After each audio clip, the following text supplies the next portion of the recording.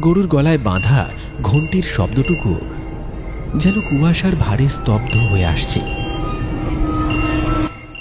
এই গণেশ, আর কত দূর রে? গরুটাও যেন আজ কেমন আস্তে আস্তে যাচ্ছে। আরে বলিস না রতনদা, শীতে তো হাত পা একেবারে অবশ হয়ে আসছে। আরে এই গরুগুলোকে কি বলবো, হ্যাঁ, দেরি হলো বলেই তো চিন্তা হচ্ছে। এখন আবার ওই শ্যাওড়াতলা পেরোতে হবে। হ্যাঁ, ও হ্যাঁ।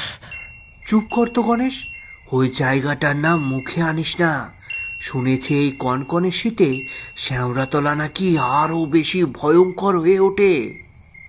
আরে বাবা, এত ভয় পাস না, তোরা দুজন চুপচাপ বসে থাক, আমি তো আছি। আমি লণ্ঠনটা ভালো করে ধরছি। গণেশ, আর তুই গরুগুলোকে ছোটা। তাড়া না করলে আজ রাতটা মনে হচ্ছে ওই শ্যাওড়া তলার ধারেই কাটাতে হবে। রতন লণ্ঠনটা খুলে উঁচিয়ে ধরল।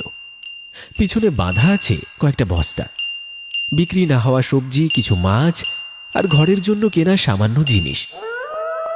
বাঁশবেড়িয়া গ্রামের মানুষের জীবিকা বলতে কেবল চাষাবাদ আর মাছ ধরা, কিন্তু এখন তাদের মন নেই কোনো ফসলে, আর কোনো মাছেও নেই লোভ। এখন তাদের একমাত্র চিন্তা ওই শ্যাওড়াতলা। গ্রামের সীমানায় যেখানে শেষ বাঁশঝাড়ের সারি মিশে গেছে অন্ধকারের সাথে, সেখানেই শ্যাওড়াতলা। কথিত আছে শীতের এই ঘন রাতে শ্যাওড়াতলার নিচে কোনো অতৃপ্ত আত্মা নাকি শিকার খোঁজে। কুয়াশা যখন জমাট বাঁধে, তখন সেই আত্মা শরীর পায়।